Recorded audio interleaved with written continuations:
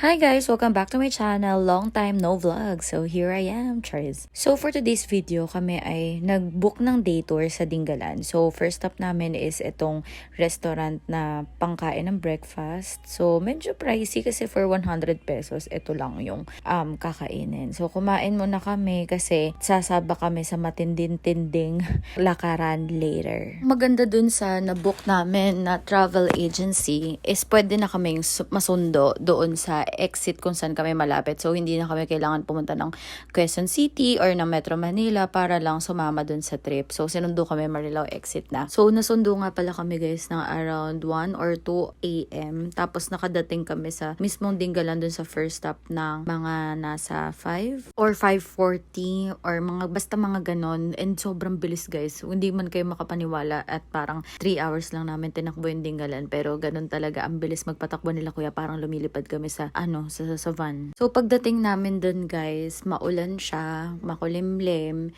Pero sabi nila kuya, ganun daw talaga kapag umaga doon. And may amihan ata, etc. Tapos yun, inano muna kami, binigyan muna kami ng instruction, briefing muna ng konti, orientation picture. Tapos yun na, nakadating na kami dito sa island, which is yung tinatawag nilang White Beach. Pero sa akin guys, medyo hindi siya ganun ka White Beach. Depende siguro sa preference nyo, pero sa akin hindi siya White Beach. Nag-start na kami mag-hike. Ayan, medyo maulan siya, pero nilaban na lang naman namin kasi enjoy kami. Kasi ito yung kasama ko, hindi ko alam kung nag-enjoy pa siya, pero sabi niya, uulit pa din naman daw siya with the tamang shoes na. Kasi nga, naka-crocs kami dito. Hindi kasi namin in-expect na maulan, na walang platform yung trail, gano'n. Ang expected ko kasi, ako yung may pagkakamali dito dahil expected ko may platform na yung dadaanan. Which is, pagdating namin doon, as in wala talaga. As in putik, bato, ganun talaga. Tapos madulas pa. And yan, nakadating na kami sa tuktok. At grabe din talaga yung hingal namin dito dalawa. Kami yung laging nahuhuli sa linya. Kaya shout out talaga dun kay Kuya Victor. Sobrang solid mo Kuya Victor. Hindi mo kami pinabayaan dalawa. So, ayun guys, nandito na kami sa tuktok and sobrang sulit din naman talaga ng view. As in, parang lahat ng pagod mo, ng pinaghirapan mo, okay din naman siya.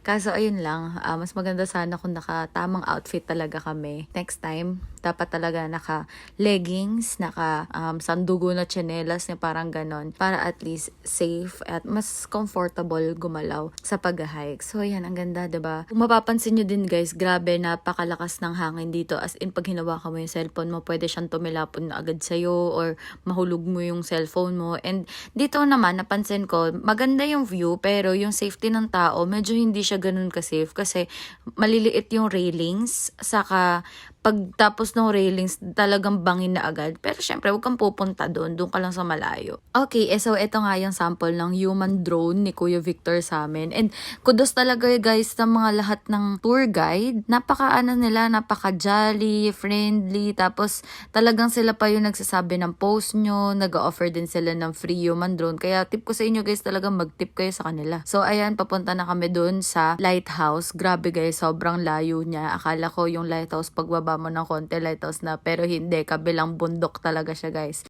So dito, mas maganda na yung daan, hindi siya matarik, sakto lang siya, pero ang hahaba ng mga damo, kaya suggest ko dapat naka-leggings kayo. Ito naman, mas okay yung view dun sa kabilang bundok. Ito yung zino-zoom ko, dun kami galing. Ayan, asa na yun? Yon, dun kami nang galing. So, sobrang layo din niya. Pero wag kayo mag-alala kasi hindi kayo mauuhaw dahil may nagbebenta na kagad dun ng ice candy, ng buko juice, and hindi naman din siya ganun ka-overpriced. Tip ko nga din pala sa inyo guys, wag na kayo magdala ng tumbler kasi mahirapan lang kayo sa pag-akyat-akyat pag may tumbler pang dala. So ito, pababa na kami dito. Maganda siyang picturean and may picture nga kami dito. Diba? Ang ganda-ganda niya, parang Batanes talaga. Pero yung kuha niya sa akin, hindi pang Batanes.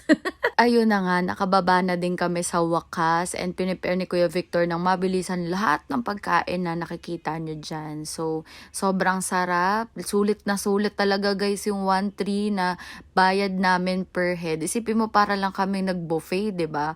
Pero may kasama ng view, hiking, swimming, lahat na. Kaya kaming natapos kasi hindi kami nakapunta dun sa sinasabi nilang cave dahil nga malakas yung alon. So, hindi siya kayang puntahan dahil baka ihampas lang kami dun sa mga bato. So, So, ito yung pinaka-beach nila. Maganda naman talaga siya, guys. Kaso nga lang, yun nga, hindi siya yung in-expect namin na white beach. Hindi na kami nakapag-swimming kasi sobrang napagod kami dun sa hike. Kaya, sabi namin, sa falls na lang kami magbabanlaw or magsiswimming. So, dito, lakad-lakad na lang kami. After nun, nag-boat kami pabalik doon sa pinagbabaan sa amin kanina sa van. And ngayon, pupunta naman kami doon sa falls. So, may tricycle na option para hindi masyadong malayo yung lalakarin. Pero ganito yung dadaanan, guys. As in, sulit yung 40 pesos mo sa pagbayad dun sa tricycle. Sobrang lubak, guys, at hindi pa ayos yung daan. So, hindi pwedeng si Jazz yung nandito sa likod nung driver dahil baka tumaob yung tricycle namin kaya siya yung sa loob dahil puro pataas siya. Pagbaba naman namin dun sa tricycle, meron ulit lalakaran and eto, malapit na to sa falls. Hindi na ako masyado nakapag-video kasi pagod na ako dun sa hike and yung tuhod ko hindi naman kasi sanay ng palakad-lakad kaya kung ano na lang yung ma-video ko, yun na lang. So, ito yung yung falls na sinasabi namin. Maganda sana siya kaso nung dumating kami dito, super daming tao. Ayun, kitang-kita naman sa video. Kaya nagmumukhang crowded. So, medyo hindi din ako ganun kapanatag sa mga lalakaran kasi hindi, para sa akin, hindi ganun ka-safe. Yung mga bakal-bakal kasi luma na. So, ito naman yung pinaka-falls. Ito yung unang baba. Maganda siya dahil malinis, malamig nga lang ng sobra. Literal, guys, na ice bucket challenge kapag lumubog ka dito sa sobrang lamig. Kaya, ayun, meron ding cliff diving dito. Yung ba yung tawag? Pero yun, tumalon ako kasi sayang naman yung punta ng Aurora kung hindi ko siya may experience, diba? Although, medyo nakakatakot siya kasi mataas and malalim. Although, marunong naman ako lumangoy. Kaya, kettlebells lang. Hindi nga lang safe yung pag-aakyatan kasi walang platform. Bahala ka na, ganun. So, ayan, paalis na kami, paakyat na kami, and nakapag-decide namin na pumunta pa dun sa adventure park nila na bagong bukas lang. Siguro mga 5 to 10 minutes yung aakyatin para makapunta dun sa mga spider web saka dun sa zipline. So, medyo nakakapagod pa rin siya talaga and laban pa rin. Ayun pala yung picture namin kanina. Bakit dito ko nilagay? Hindi na ako mag-e-edit. Bahala na kayo dyan. Pero yun yung picture namin kanina. Dun sa falls with the barkada. Talaga sa barkada. Pero yung mga kasama namin, yung mga joiners na super game na game sa lahat ng aya, ganon. So, sobrang saya makamit ng mga bagong tao. So, ito yung spider web na sinasabi namin. Napakahirap niyang akyatan, guys. Kaya mo si kuya, hirap na hirap din siya dyan. So, di na namin inakyat. Nagpicture na lang kami doon. So, ito na, yung zipline na. Oo, sobrang taas, di ba? Kaya, nung talaga ako pinagyayaya dito kaso nung nandun na, parang ako na yung gustong umalis. Yung ayaw na mag-back out na kasi syempre sayang yung bayad. And walang way para bumaba kung hindi pumunta lang sa zipline unless babain mo yung kanina. So, ayan. May pa-human drone na naman ang mga tour guide dito. O, diba? Sabi ko sa inyo talagang sulit yung 350 nyo dun sa adventure park. So, 350 pala yun.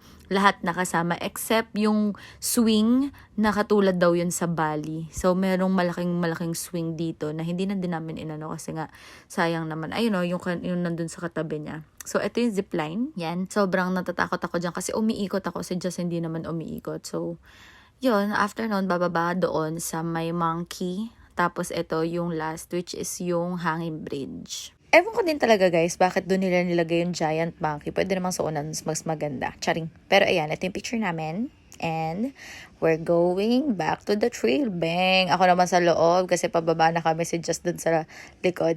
So, yan. Ganyan. Sobrang lubak. Ito yung last challenge ng roller coaster ng ating tour. Actually, guys, yung pinaka-last challenge pala dito is yung maliligo ka sa napakalamig na tubig dun sa pagliliguan. Tapos may bayad lang din siya na 20 pesos. Overall, sobrang saya ng experience. Uulit pa, pero sa magandang attire na. Yung ready na talaga. So, ito yung pauwi na kami. Hindi na ako masyado nakapag-video. So, I hope you like and subscribe to my channel. So, tulog na sa biyahe. Hanggang sa susunod. Bye!